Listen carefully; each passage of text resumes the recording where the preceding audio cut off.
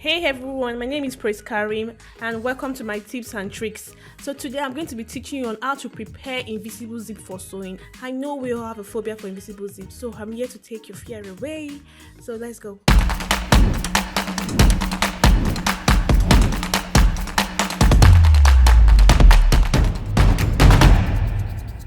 To know an original invisible zip, you have to look closely at the zipper head. You see an inscription "Hesty." That's to know that it's original. Though there are other invisible zip that are original in the market, but this is like the most common one you will find in your local market. It's about 70 naira to 100 naira depending on your location. There are other original invisible zip in the market, but this is one of the common ones you can find around your local market. Now, on the ironing table, you place your zip backwards where the head is showing.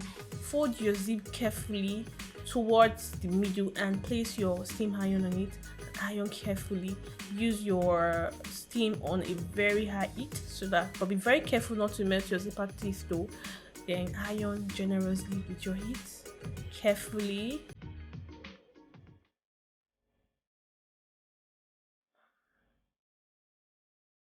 And go to the other part, then iron carefully as well.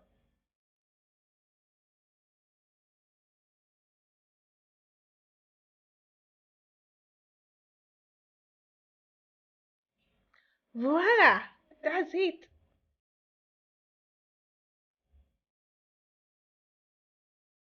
At this point, you cannot take out your invisible zipper foot to sew it, though you can use any foot at this point because it's perfectly laid. But advisably, you should use your invisible zipper foot. It comes in a left and right pair. Then just go to your machine, place your zipper foot over your dress, and lay properly and sew it. Thank you. I hope I've been able to take your invisible zip phobia away. Bye.